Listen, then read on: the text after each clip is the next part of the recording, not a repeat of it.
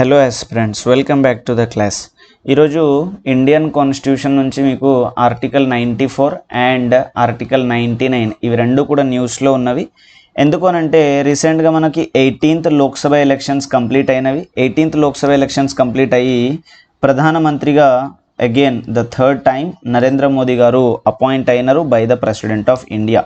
Okay, so article 75 ప్రకారము president of India appoint చేస్తారు ఒక వ్యక్తిని ప్రధానమంత్రిగా, అండ్ అదే ప్రెసిడెంట్ అపాయింట్ చేస్తారు ఇతర వ్యక్తుల్ని మినిస్టర్స్గా. ఓకే, సో ఆర్టికల్ 94 అండ్ 99 న్యూస్లో ఉంది. ఆ రెండు articles becomes very very important. ఎందుకు ఉంది ఈ రెండు ఆర్టికల్స్ అనేది ఒకసారి చూద్దాం. So before we see article 99 and 94 అవి రెండు దేని గురించి అనేది చూద్దాం. అవి రెండు కూడా ఒకదానికొకటి related, a little bit, not much. So ఎక్కువ కాకుండా కొంచెం వరకు రిలేటెడ్, ఎగ్జామ్లో ఇంపార్టెంట్ అవుతాయి కాబట్టి ఈ నంబర్స్ని గుర్తుపెట్టుకోవాలి. ఓకే, సో ఫస్ట్ చూడండి article 99 of the Indian constitution. Okay, భారత రాజ్యాంగంలో 99వ ఆర్టికల్ ఏం చెప్తుంది అని అంటే oath or affirmation by the members. Oath or affirmation by the members అంటే రాజ్యసభకి ఎలక్షన్స్ అవుతాయి, indirect elections. So indirect elections ద్వారా వస్తారు. అదేవిధంగా లోక్సభ ఎలక్షన్స్ అవుతాయి, డైరెక్ట్ ఎలక్షన్స్. డైరెక్ట్ ఎలక్షన్స్ అని అంటే 18 years ఆర్ అబవ్ ఉన్నటువంటి పబ్లిక్ డైరెక్ట్గా పార్టిసిపేట్ చేస్తారు ఎలక్షన్స్లో. దీన్ని మనం యూనివర్సల్ అడల్ట్ ఫ్రాంచైజ్ అని అంటాం, ఆర్టికల్ 326. సో ఇండైరెక్ట్ ఎలక్షన్స్ రాజ్యసభకి ఎలక్టెడ్ ఎమ్మెల్యేల ద్వారా జరుగుతుంది. వివిధ రాష్ట్రాల ఎలక్టెడ్ ఎమ్మెల్యేలు ఈ ఎలక్షన్స్కి పార్టిసిపేట్ చేస్తారు అని నోట్ చేయాలి. అయితే ఈ సభలో వచ్చిన తర్వాత రాజ్యసభ సభ్యులు కావచ్చు, లోక్సభ సభ్యులు కావచ్చు, మనం కలెక్టివ్లీ మెంబర్ ఆఫ్ పార్లమెంట్ అని అంటాం. కావున ఒక వ్యక్తి సభ్యుడు కావాలి అంటే సభలో ఒక వ్యక్తి సభ్యుడు కావాలి అనంటే ప్రమాణ స్వీకారం అనేది తీసుకోవాలి. ఒక వ్యక్తి సభ్యుడు కావాలి అనంటే ప్రమాణ స్వీకారం అనేది తీసుకోవాలి. సో ఇక్కడ మీరు ఏం నేర్చుకోవాలి ఒక పాయింట్ అనంటే మంత్రులు కాదు, మినిస్టర్స్. సో మినిస్టర్స్ యొక్క not ministers, members. So members యొక్క ప్రమాణ స్వీకారాలు ఆర్టికల్ 99లో జరుగుతుంది. Point number 1. సో రెండో పాయింట్ ఏంటి అని అంటే చూడండి, every member of either house of the parliament shall before taking his seat his or her make and subscribe before president or some person appointed in that behalf by him an oath or affirmation according to the form set out in the purpose in the third schedule.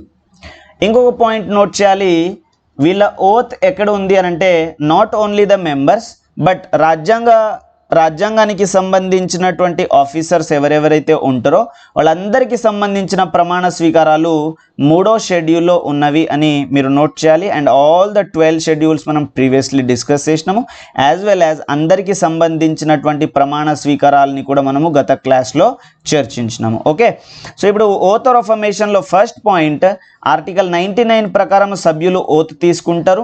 మరియు 3వ షెడ్యూల్లో ఉంది ఎవరి ముందు తీసుకుంటారు oath అని అంటే 3వ పాయింట్ ప్రెసిడెంట్ ఆఫ్ ఇండియా ముందు లేదా అతని యొక్క అపాయింటీ ముందు. ప్రెసిడెంట్ ఆఫ్ ఇండియా ముందు లేదా అతని యొక్క అపాయింటీ ముందు తీసుకుంటారు. Now back to the houses. ఇప్పుడు రాజ్యసభ సిచ్యువేషన్ని మీరు గమనిస్తే రాజ్యసభ అనేది పర్మనెంట్ హౌస్, అది కంటిన్యూస్గా రన్ అవుతూనే ఉంటుంది. లోక్సభ అనేది డిజాల్వ్ అవుతుంది. ఎవ్రీ 5 yearsకి కొత్తగా మళ్ళీ ఫ్రెష్గా ఎలక్షన్స్ జరుగుతాయి. నాట్ నెససరీ 5 yearsకి ముందు జరగవచ్చు, 5 yearsకి తర్వాత కూడా జరగవచ్చు, బట్ సమ్హౌ 5 years అనేది మినిమం ప్రిస్క్రైబ్డ్ టైం టెన్యూర్ అనమాట. ఓకే, సో ఇప్పుడు ఈ లోక్సభకి రీసెంట్గానే 18వసారి ఎలక్షన్స్ జరిగినవి. అండ్ లోక్సభలో సభ్యులందరూ ఫ్రెష్గా వచ్చినారు. లోక్సభలో వచ్చిన సభ్యులందరూ కూడా ఫ్రెష్గా వచ్చిన వాళ్ళు. సో వాళ్ళందరూ ఇప్పుడు ప్రమాణ స్వీకారాలు తీసుకోవాలి. ఆర్టికల్ 99 యూజ్ చేసి థర్డ్ షెడ్యూల్ ప్రకారము ప్రెసిడెంట్ ఆఫ్ ఇండియా లేదా a person appointed by the president. ఎందుకు అనంటే ప్రెసిడెంట్కి అది పాసిబుల్ కాదు అందరి యొక్క ఓత్ తీసుకోవడము. అందరి యొక్క ఓత్ తీసుకోవడానికి ప్రెసిడెంట్కి పాసిబుల్ కాదు. కావున రాజ్యసభకి చైర్మన్ ఆర్ డిప్యూటీ చైర్మన్ ఉంటారు. సో రాజ్యసభకి వాళ్ళు పర్మనెంట్గా ఉంటారు కాబట్టి ప్రెసిడెంట్ ఆఫ్ ఇండియా తరపున చైర్మన్ లేదా ఎవరు అయితే సభలో అధ్యక్షత వహిస్తారో వాళ్ళు ప్రమాణ స్వీకారం తీసుకుంటారు, కొత్త సభ్యులు అవి. కానీ లోక్సభ విషయంలో వచ్చేసరికి అందరూ ఫ్రెష్గా వచ్చిన వాళ్ళే కాబట్టి ఒక వ్యక్తిని ప్రెసిడెంట్ ఆఫ్ ఇండియా అపాయింట్ చేస్తాడు అందరి యొక్క ప్రమాణ స్వీకారాలను తీసుకోవడానికి. అతన్ని మనం అంటాము ప్రోటెం స్పీకర్. ప్రోటెం స్పీకర్ అనగా తాత్కాలికమైనటువంటి స్పీకర్ అని చెప్పేసి అర్థం. ప్రోటెం స్పీకర్ అనగా తాత్కాలికమైనటువంటి స్పీకర్ అని అర్థం. సో ఒకసారి కేర్ఫుల్గా చూడండి. సో ఈ తాత్కాలికమైనటువంటి స్పీకర్ యొక్క డ్యూటీ ఏంటి అని అంటే, so consider this is Lok Sabha. ఇది లోక్సభ అనుకోండి. దీంట్లో 543 మెంబర్స్ ఎలక్షన్స్ అయ్యి వచ్చినారు అని అనుకోండి. సో ఇప్పుడు 543 మెంబర్స్ యొక్క ఓత్ అంతా కూడా ప్రెసిడెంట్ ఆఫ్ ఇండియా తీసుకోవాలి. సో ప్రెసిడెంట్ ఆఫ్ ఇండియాకి ఇది ఇంపాసిబుల్ కాబట్టి ప్రెసిడెంట్ ఆఫ్ ఇండియా ఇక్కడ నుంచి ఏం చేస్తారు అని అంటే 542 + 1 ఈ 1ని ప్రొటెం స్పీకర్గా ప్రెసిడెంట్ ఆఫ్ ఇండియా అపాయింట్ చేస్తాడు. అనగా ఈ 543లో ఒక సభ్యుడికి డైరెక్ట్గా ప్రెసిడెంట్ ఆఫ్ ఇండియా అతని యొక్క ప్రమాణ స్వీకారం తీసుకొని అతన్ని ప్రొటెం స్పీకర్గా అపాయింట్ చేస్తాడు. సో ఇప్పుడు ఈ ప్రొటెం స్పీకర్ ఏం చేయాలి అని అంటే ఈ 542 మెంబర్స్ అనగా సభలో వచ్చినటువంటి సభ్యులందరి యొక్క ప్రమాణ స్వీకారాలను ప్రొటెం స్పీకర్ చేయాలి. సభలో వచ్చిన సభ్యులందరి యొక్క ప్రమాణ స్వీకారాలను ప్రొటెం స్పీకర్ తీసుకోవాలి. ఓకే, సో ప్రొటెం స్పీకర్గా ఎవరిని అపాయింట్ చేస్తారు అని అంటే ఎవరైతే సభలో సీనియర్ మోస్ట్ ఉంటారో, రూలింగ్ పార్టీకి చెందిన వాళ్ళే ఉంటారు మ్యాక్సిమం, బట్ అది నాట్ నెససరీ. అండ్ దీనికి సంబంధించిన వివరాలు రాజ్యాంగంలో లేదు, దీనికి సంబంధించిన వివరాలు ఎలాంటి చట్టంలో కూడా లేదు అని పాయింట్స్ని నోట్ చేయాలి. So pro tem speaker is appointed by the president of India, point number 1. And the pro tem speaker is the senior most person of the house, point number 2. So normal గా సంప్రదాయం ప్రకారం జనరల్ గా అతను ruling party వ్యక్తియే ఉంటాడు. But ruling party వ్యక్తి కాకపోయినా కూడా pro tem speaker గా అపాయింట్ చేయబడవచ్చు, దాంట్లో ఎలాంటి ప్రాబ్లం లేదు. ఓకే, బట్ ప్రొటెం స్పీకర్ గా రూలింగ్ పార్టీ వాళ్ళే మ్యాక్సిమం ఉంటారు అనమాట. ఓకే, ఇంకా బియాండ్ మనం వెళ్ళొద్దు. బియాండ్ వెళ్తే ఇంకా మొత్తం కూడా ఇది వ్యాక్యూమ్ ఏరియా. ఇక్కడ కొంచెం రీసెర్చ్ జరగాల్సిన అవసరం ఉంది. సో ఎప్పుడైనా మనం రాజ్యాంగాన్ని కొంచెం లిమిటెడ్గానే చదవాలి, అంటే ఫర్ యువర్ అండర్స్టాండింగ్. ఇంకా బియాండ్ పోతే నంబర్ ఆఫ్ థింగ్స్ అంతా కలిసిపోయి అంత గందరగోళం అయిపోతుంది అనమాట. ఓకే, సో ఇది ప్రొటెం స్పీకర్కి సంబంధించిన వివరాలు. సో ప్రొటెం స్పీకర్ని ప్రెసిడెంట్ ఆఫ్ ఇండియా అపాయింట్ చేస్తాడు.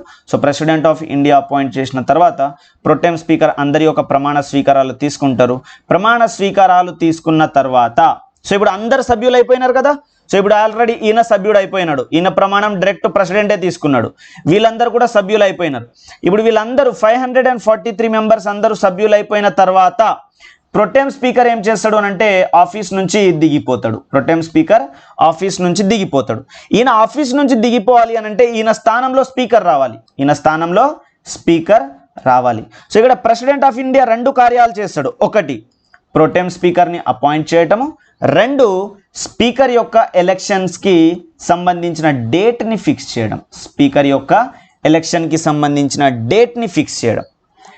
ఎందుకంటే గమనించండి, స్పీకర్ యొక్క ఎలక్షన్స్లో ఎవరు పార్టిసిపేట్ చేస్తారు? ఓన్లీ సభలో ఉన్నటువంటి సభ్యులు పార్టిసిపేట్ చేస్తారు. మరి వాళ్ళు ఓత్ తీసుకోకుండా సభ్యులు కారు. మరి మీరు అనొచ్చు, సార్ ఎందుకు ప్రొటెం స్పీకర్ అవసరమా, డైరెక్ట్ స్పీకరే ఎలక్ట్ చేసుకోవచ్చు కదా అని అనొచ్చు. సో స్పీకర్గా డైరెక్ట్ ఎలక్షన్ చేయాలి అంటే అందరు సభ్యులు కావాలి. మరి ఓత్ తీసుకోకుండా వీళ్ళందరూ సభ్యులు కారు. మరి ప్రెసిడెంటే డైరెక్ట్ ఓత్ తీసుకుంటే సరిపోతుంది కదా, మళ్ళీ ప్రొటెం స్పీకర్ ఎందుకు అని అంటే అది ఒక ఈజీనెస్ కోసం అనమాట. సో ఎవరి మీద కూడా బర్డన్ పడకుండా ప్రొటెం స్పీకర్ పదవిని సృష్టిస్తారు. సో ప్రెసిడెంట్ ఏం చేస్తాడు? ఒకటి ప్రొటెం స్పీకర్ని అపాయింట్ చేస్తాడు, 2 స్పీకర్కి సంబంధించిన ఎలక్షన్ డేట్ ఫిక్స్ చేస్తారు. ఇది కూడా గుర్తు చేసుకోవాలి. సో అందరూ సభ్యులైన తర్వాత అందరూ ఓటు వేస్తారు. సో స్పీకర్గా ఒక వ్యక్తి ఎలక్ట్ అయిన వెంటనే స్పీకర్ ఆఫీస్కి వస్తాడు. ప్రొటెం స్పీకర్ వెళ్ళిపోయి అతని యొక్క చైర్లో కూర్చుంటాడు సభ్యుడిగా. తర్వాత స్పీకర్ వచ్చేసి డిప్యూటీ స్పీకర్కి సంబంధించినటువంటి డేట్ని స్పీకర్ ఫిక్స్ చేస్తారు. ఈ పాయింట్ని కూడా నోట్ చేయాలి. సో క్వశ్చన్ ఇట్లా అడగొచ్చు, ఏమని అని అంటే స్పీకర్ మరియు డిప్యూటీ స్పీకర్కి ఎన్నికలకి సంబంధించిన డేట్లు రాష్ట్రపతి నిర్ణయిస్తాడు అని అడగొచ్చు. ఓన్లీ స్పీకర్కి సంబంధించి రాష్ట్రపతి నిర్ణయిస్తాడు, డిప్యూటీ స్పీకర్కి సంబంధించి రాష్ట్రపతి నిర్ణయించడు అని చెప్పి నోట్ చేసుకోవాలి. ఇది మనకి ఆర్టికల్ 99 అండ్ ప్రోటెం స్పీకర్కి ఉన్నటువంటి వివరణ. సార్ మరి ఆర్టికల్ 94 అన్నారు. 94 ఏంటి, దేనికి సంబంధించి ఒకసారి చూడండి. 94 ఈజ్ అబౌట్ ఇదన్నమాట. సో 94 దేని గురించి చెప్తుంది అని అంటే సభలో స్పీకర్ యొక్క ఆవశ్యకత గురించి చెప్తుంది. సభకి స్పీకర్ అనేవాడు ఉండాలి, ఎట్లా వస్తాడు అనే దాని గురించి చెప్తుంది. ఏమని, వెకేషన్ గురించి, రెసిగ్నేషన్ గురించి, రిమూవల్ గురించి చెప్తుంది అనమాట. ఎవరెవరికి సంబంధించి అంటే స్పీకర్ మరియు డిప్యూటీ స్పీకర్కి సంబంధించి లోక్సభలో స్పీకర్ మరియు డిప్యూటీ స్పీకర్కి సంబంధించి వాళ్ళ యొక్క ఖాళీ మరియు రెసిగ్నేషన్ అంటే రాజీనామా, రిమూవల్ అంటే తొలగింపుకి సంబంధించి వివరాలు చెప్తుంది. సో ఏమని అంటుంది అంటే ఒకసారి చూడండి. A member holding office as speaker or deputy speaker of house of the people. So లోక్సభకి స్పీకర్గా లేదా డిప్యూటీ స్పీకర్గా ఆఫీస్ని హోల్డ్ చేస్తున్నటువంటి వ్యక్తి a shall vacate his office if he ceases to be member of the house of the people. So లోక్సభకి సభ్యుడుగా ఉంటేనే స్పీకర్గా లేదా డిప్యూటీ స్పీకర్గా ఉండడానికి అర్హులు. ఒకవేళ ఇప్పుడు స్పీకర్గా ఉన్న వ్యక్తికి సభ్యత్వం పోతే అతను స్పీకర్ పదవికి రాజీనామా చేయాలి. అర్థమవుతుందా? రెండో పాయింట్, మేట్ ఎనీ టైం. ఒకవేళ స్పీకర్ రిజైన్ చేయాలి అనుకుంటే డిప్యూటీ స్పీకర్కి ఇవ్వాలి, డిప్యూటీ స్పీకర్ రిజైన్ చేయాలి అని అంటే స్పీకర్కి రెసిగ్నేషన్ లెటర్ ఇవ్వాలి.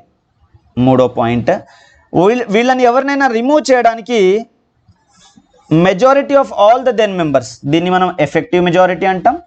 Majority of the all the then members, దీన్ని మనం ఎఫెక్టివ్ మెజారిటీ అంటాం. లోక్సభలో మాత్రమే రెజల్యూషన్ పాస్ చేయడం ద్వారా రిమూవ్ అవుతారు. దీంట్లో రాజ్యసభకి ఎలాంటి ప్రమేయం లేదు. అయితే వీళ్ళని రిమూవ్ చేయడానికి రెజల్యూషన్ పాస్ చేసే క్రమంలో 14 days అడ్వాన్స్ నోటీస్ అనేది ఇవ్వాలి. ఇది ఒక పాయింట్ నోట్ చేయాలి. 14 రోజుల అడ్వాన్స్ నోటీస్ ఒకటి ఇవ్వాలి. ఇంకొక ఇంపార్టెంట్ థింగ్ ఉంది, వాళ్ళని రిమూవ్ చేసే క్రమంలో వాళ్ళు ఏం చేస్తారు అని అంటే ఓన్లీ ఫస్ట్ ఇన్స్టాన్స్లో ఓటింగ్ వేస్తారు. టైఅప్ ఓట్ వేయడానికి వీళ్ళకి అవకాశం ఉండదు. ఇది మనం చాలా క్లియర్గా ఎక్స్ప్లెయిన్ చేసుకున్నాం ప్రీవియస్ క్లాసెస్లో. పార్లమెంట్కి సంబంధించిన క్లాసెస్లో speaker, deputy speaker, chairman, deputy చైర్మన్కి సంబంధించి చర్చించుకున్నాం. సో మనకి ప్లేలిస్ట్ ఉంది. పార్లమెంట్ అని చెప్పేసి రెండో క్రమ సంఖ్య పార్లమెంట్ అని చెప్పేసి మనకి ఒక ప్లేలిస్ట్ ఉంది. మీరు Wisdom Way academy of excellence మన ఛానల్లో వెళ్ళి సెర్చ్ చేస్తే దాంట్లో మీరు ఆ చాప్టర్లో మీరు క్లియర్గా చూడొచ్చు దీని గురించి. ఓకే, అయితే ఈ పాయింట్ని నోట్ చేయండి. ఇది చాలా పెద్ద పాయింట్. ఇది అర్థం చేసుకోవడానికి కొంచెం టైం తీసుకుంటుంది. Let us see.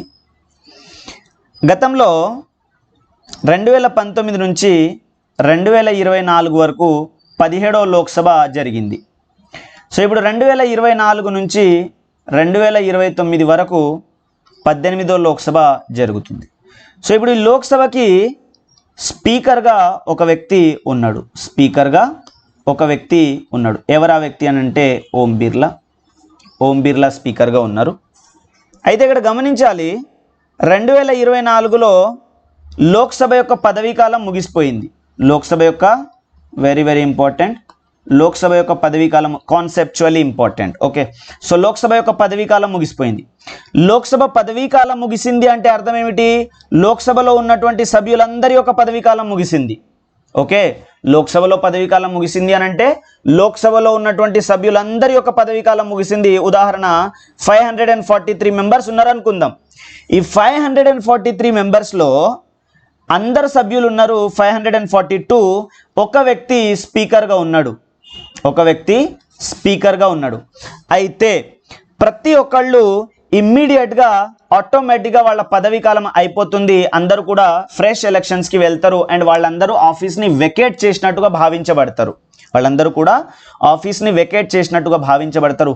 కానీ స్పీకర్ ఎవరైతే ఉంటారో స్పీకర్ మళ్ళీ జనరల్ ఎలక్షన్స్ అయి మళ్ళీ కొత్త స్పీకర్ ఆఫీస్ని తీసుకునేంత వరకు ఆఫీస్ని రిజైన్ చేయడు అనే పాయింట్ మీరు వెరీ వెరీ కేర్ఫుల్గా నోట్ చేసుకోవాలి. అనగా 2024లో పదవీ కాలం ముగిసిపోయి సభ్యులందరూ రాజీనామా చేస్తాడు.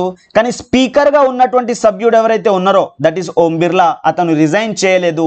ఎప్పుడు చేస్తాడు అని అంటే ఇప్పుడు 2024లో 18వ లోక్సభ జరిగింది. 18వ లోక్సభకి ప్రొటెం స్పీకర్ పదవి బాధ్యత తీసుకోగానే స్పీకర్ రిజైన్ చేస్తాడు.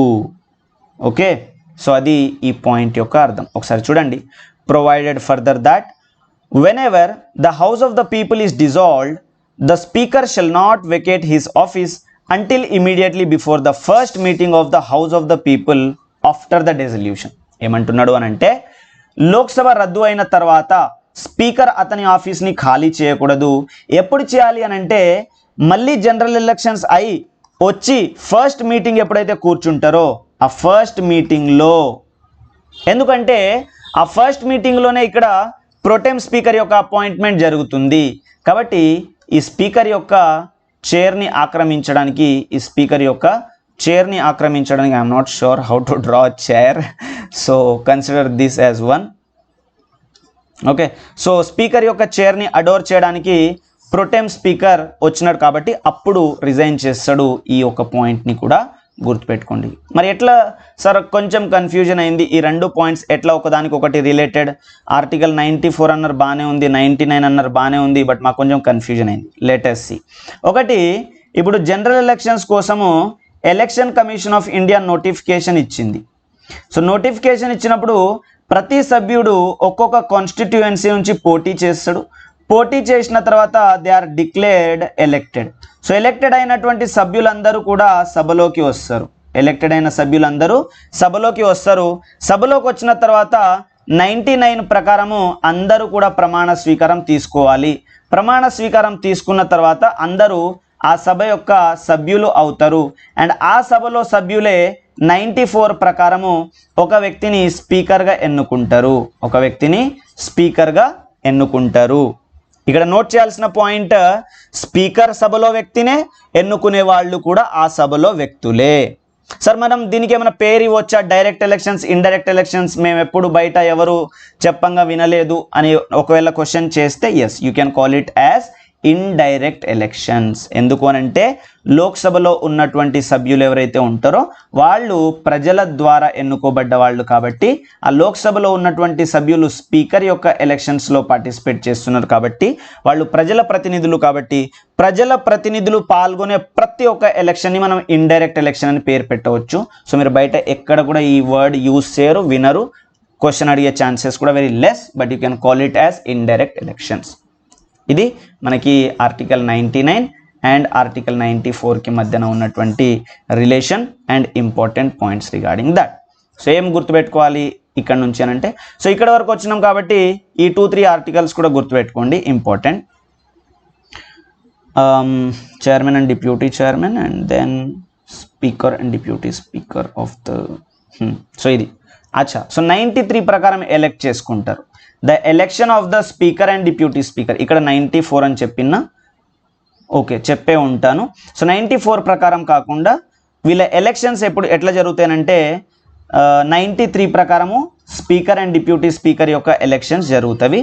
94 ప్రకారము వీళ్ళ యొక్క రిమూవల్ కావచ్చు, రెసిగ్నేషన్ కావచ్చు, వెకేషన్ కావచ్చు జరుగుతుంది అని చెప్పేసి నోట్ చేయాలి. దాని తర్వాత 95 డిప్యూటీ స్పీకర్ యొక్క అధికారాల గురించి, అండ్ వీటిని మనం చాలా మంచిగా క్లియర్గా డిస్కస్ చేసినాము. మీరు Wisdom Way Academy YouTube channel open చేసి సెగ్మెంట్ 2 పార్లమెంట్ అని ఉంటుంది. సో ఆ పార్లమెంట్లో speaker, deputy speaker, chairman, deputy చైర్మన్కి సంబంధించిన లెక్చర్ని మీరు వినొచ్చు. Okay, so this is the important current event of the day. So current అఫైర్స్లో ఇది ఉంది కాబట్టి చాలా ఇంపార్టెంట్ అవుతుంది. అండ్ కొన్ని important things in the news ఇతర అంశాలకు సంబంధించి కూడా సో ఒకసారి అవి కూడా నోట్ చేసుకోండి, అప్డేట్ చేసుకోండి. సో ఇంకా ఏముంది ఇంపార్టెంట్ న్యూస్లో అని అంటే, ఒకటి నలంద యూనివర్సిటీ, ఏన్షియంట్ యూనివర్సిటీస్ గురించి ఉన్నవి. సో నలంద యూనివర్సిటీ అనేది మనకు రీసెంట్గా రాజ్గిర్ బీహార్లో ఎస్టాబ్లిష్ అయింది అని నోట్ చేయండి. కరెంట్ అఫైర్స్ పాయింట్ ఆఫ్ వ్యూలో ఇంపార్టెంట్. సో దీన్ని 2010లో పార్లమెంట్ యొక్క చట్టం ద్వారా రూపొందించినారు లేదా ఏర్పాటు చేసినారు అని చెప్పేసి గుర్తుపెట్టుకోవాలి.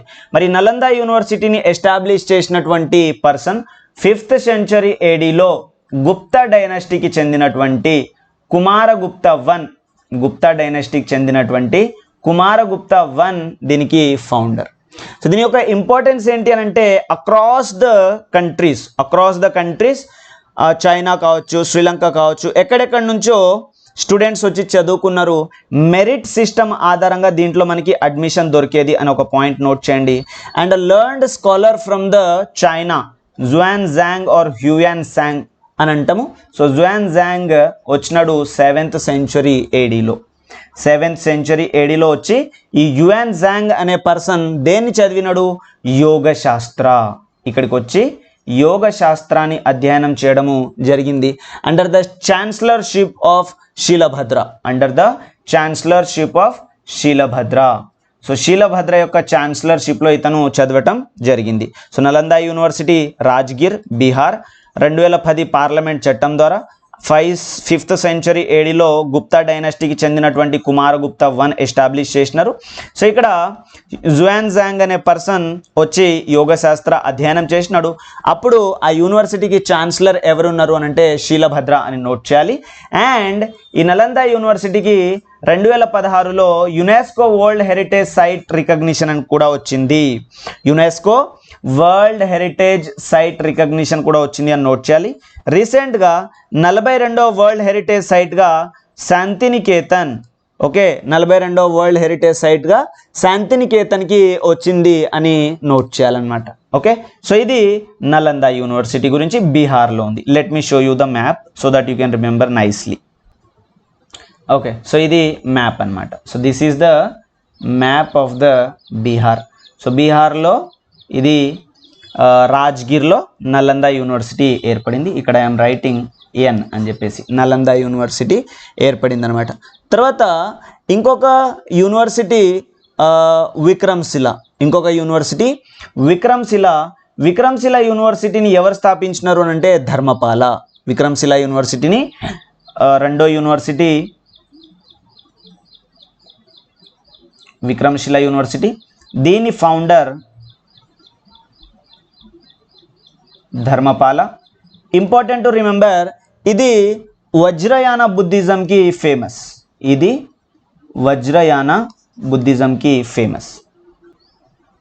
ఓకే, సో ఇది సేమ్, ఇది కూడా విక్రమ్శిల యూనివర్సిటీ కూడా బీహార్లోనే, బీహార్లోనే ఉంది అని నోట్ చేయాలి. ఇంకొకటి ఆంధ్ర నుంచి నాగార్జున కొండ. సో ఈ నాగార్జున కొండ అక్కడ ఉన్నటువంటి ఆచార్య నాగార్జునుడి యొక్క పేరు మీదుగా వచ్చింది. ఇతను మహాయాన బుద్ధిజంని ప్రొపగేట్ చేసినాడు. Important Telangana history point of వ్యూలో కూడా. సో నాగార్జున కొండ మహాయాన బుద్ధిజం. సో మరి ఆచార్య నాగార్జునుడు ఒక సిద్ధాంతాన్ని కనిపెట్టినాడు. ఆయన యొక్క సిద్ధాంతాన్ని మనము శూన్యవాద సిద్ధాంతం అని అంటాం. శూన్యవాద సిద్ధాంతము అని అంటాం. ఇంకొక ఇంపార్టెంట్ యూనివర్సిటీ తక్షశిల. ఇంకొక ఇంపార్టెంట్ యూనివర్సిటీ తక్షశిల లేదా తక్షశిల. సో అప్పట్లో ఇండియాలో ఉండేది, ఇప్పట్లో పాకిస్తాన్లో ఉంది. తక్షశిల యూనివర్సిటీ ప్రస్తుతం పాకిస్తాన్లో ఉంది. దాని యొక్క కాంట్రిబ్యూషన్ ఏంటి అని అంటే తక్షశిల యూనివర్సిటీ నుంచి 3 గ్రేట్ స్కాలర్స్ వచ్చినారు. అష్టాధ్యాయి రాసినటువంటి పాణిని గ్రామర్ బుక్ అన్నమాట, పాణిని. సో పాణిని రాసినారు అష్టాధ్యాయి, అతను తక్షశిల యూనివర్సిటీ నుంచి. తర్వాత గ్రేట్ ఫిజిషియన్ జీవక, ఇతను కూడా ఇక్కడ నుంచే. తర్వాత కౌటిల్య లేదా చాణక్య హు రోట్ ద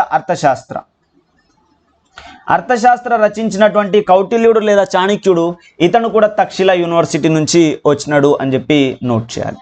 ఓకే, తర్వాత గుజరాత్లో మనకి ఉంది వల్లభి, బీహార్లో ఉంది ఉదాంతపురి. తర్వాత జగద్దల యూనివర్సిటీ ఉంది బంగ్లాదేశ్లో ఉంది అని చెప్పేసి నోట్ చేయండి. So these are the few ancient universities in India, important. తర్వాత రెండో అంశం ఎకానమీకి సంబంధించి ఉంది. RBI Regulation Act 1949, Multi State Cooperative Societies Act 2002. Okay, RBI దీని బ్యాంకింగ్ రెగ్యులేషన్ యాక్ట్ అని అంటాం. RBI యొక్క banking regulation act. Okay, banking regulation act 1949, multi state cooperative societies act 2002. ఇది మీరు చదువుతారు ఆర్టికల్ 43B చదివినప్పుడు, 97వ రాజ్యాంగ సవరణ గురించి చదివినప్పుడు. చాలా ఇంపార్టెంట్. రీసెంట్గా మినిస్ట్రీ కూడా క్రియేట్ అయింది, దీని మీద నోట్ చేయాలి. ఓకే, సో ఇవి రెండు చట్టాలు. అండ్ మీకు తెలుసు కొన్నిసార్లు మనము బ్యాంక్ దగ్గర డిపాజిట్ చేసినప్పుడు బ్యాంక్స్ దివాళా తీస్తాయి. మరి అప్పుడు మన డబ్బులు ఎవరు ఇస్తారు? Department of. సో అప్పుడు మనకి డబ్బులు గ్యారంటీ ఇవ్వడానికి ఒక స్కీమ్ ఉంటుంది, deposit insurance and credit guarantee. Deposit insurance and credit guarantee. So దీన్ని అమలు చేయడానికి deposit insurance and credit guarantee corporation ఉంటుంది. ఆ కార్పొరేషన్ మనకి డబ్బులు ఇస్తుంది. మరి ఆ కార్పొరేషన్ ఎట్లా ఏర్పడింది అని అంటే 1961లో deposit insurance and credit guarantee act ద్వారా ఏర్పడింది అని చెప్పేసి గుర్తుపెట్టుకోవాలి. సింపుల్గా అడుగుతున్నాడు, కొన్ని యాక్ట్స్ ఇచ్చేస్తున్నాడు అండ్ వాటిని మ్యాచ్ ద ఫాలోయింగ్ అని. కాబట్టి న్యూస్లో ఉన్నటువంటి చట్టాలని గుర్తుపెట్టుకోవాలి. 1961లో deposit insurance and credit guarantee act గుర్తుపెట్టుకోవాలి. Multi state cooperative societies act గుర్తుపెట్టుకోవాలి. తర్వాత 1949లో వచ్చినటువంటి బ్యాంకింగ్ రెగ్యులేషన్ యాక్ట్ గురించి గుర్తుపెట్టుకోవాలి. తర్వాత మూడో అంశం రిపోర్ట్కి సంబంధించి fostering the effective energy transition report. మూడో అంశం fostering effective energy transition report. So ఇవి కూడా మ్యాచ్ ద ఫాలోయింగ్లో అడుగుతున్నాడు, కన్ఫ్యూజ్ అవ్వద్దు. ఎవరు రిలీజ్ చేస్తున్నారు అని అంటే వరల్డ్ ఎకనామిక్ ఫోరం. ఎవరు రిలీజ్ చేస్తున్నారు? World economic. సో ఇక్కడ మీరు చూడొచ్చు ట్రాన్సిషన్ అంటే ఫాసిల్ ఫ్యూల్స్ నుంచి రిన్యూవబుల్ ఎనర్జీకి మారటము. ఫాసిల్ ఫ్యూల్ నుంచి రిన్యూవబుల్ ఎనర్జీకి మారటము. So top performers, top countries Sweden and Denmark. India యొక్క ర్యాంక్ 63 అని గుర్తుపెట్టుకోవాలి. So world economic forum release చేసినటువంటి ఫాస్టరింగ్ ఎఫెక్టివ్ ఎనర్జీ ట్రాన్సిషన్ రిపోర్ట్లో ఇండియా యొక్క ర్యాంక్ 63 అని గుర్తుపెట్టుకోవాలి. అండ్ దీన్ని మీరు తెలుగులో గూగుల్ ట్రాన్స్లేషన్ యూజ్ చేసి ట్రాన్స్లేట్ చేసి చదువుకోవాలన్నమాట. అదే మాదిరిగా పోర్ట్స్ గురించి ఉంది. పోర్ట్స్ అంటే ఓడరేవులు. భారతదేశంలో 12 మేజర్ పోర్ట్స్ ఉన్నవి. మేజర్ పోర్ట్స్ అన్నీ కూడా సెంట్రల్ గవర్నమెంట్ కంట్రోల్లో ఉంటాయి, point to be noted. And 200 minor ports ఉంటాయి. సో మైనర్ పోర్ట్స్ అన్నీ కూడా స్టేట్ యొక్క కంట్రోల్లో ఉంటాయి అని చెప్పేసి నోట్ చేయాలి. ఓకే, సో దాంతోపాటు ఐదో అంశము ఎంఎస్పి గురించి ఉంది, minimum support price. So minimum support price ప్రస్తుతము 14 ఖరీఫ్ పంటలకి, 6 రబీ పంటలకి, 2 కమర్షియల్ క్రాప్స్కి, మొత్తం 22 క్రాప్స్కి ఎంఎస్పి ప్రకటిస్తున్నారు అని చెప్పేసి నోట్ చేయాలి. ఎప్పుడు ప్రకటిస్తారు అని అంటే పంట విత్తటానికి ముందు. So that farmers can assess. So వాళ్ళకి ఏ పంట వేస్తే లాభం వస్తుంది అనేది ఫార్మర్ అసెస్ చేస్తాడు. సో దీనికి సంబంధించినటువంటి ఒక రికమెండేషన్ ఇవ్వడానికి ఒక కమిషన్ ఉంటుంది. దాన్ని commission on agriculture and costs and price అని అంటాం. Commission on agriculture cost and price అని అంటాం.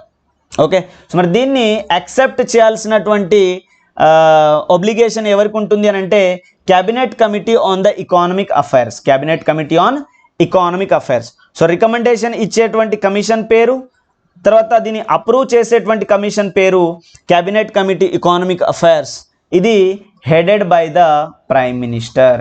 ఇది headed by the prime minister అని చెప్పేసి నోట్ చేసుకోవాలి. ఓకే, సో 22 పంటల్లో రైస్ అండ్ వీట్ 2 మేజర్ పంటలు. సో ప్రొక్యూర్మెంట్ చేయడానికి మనకి ఫుడ్ కార్పొరేషన్ ఆఫ్ ఇండియా అనేది ఉంటుంది. ఓకే, ఈ ఫ్యాక్ట్స్ని కూడా అప్డేట్ చేసుకోవాలి. దాని తర్వాత ఉన్నది అండమాన్ అండ్ నికోబార్కి సంబంధించి 10 డిగ్రీ ఛానల్. మీకు జాగ్రఫీలో ఇంపార్టెంట్. సో అండమాన్ అండ్ నికోబార్ని డివైడ్ చేసేది 10 డిగ్రీ ఛానల్ అని ఒకటి గుర్తుపెట్టుకోవాలి.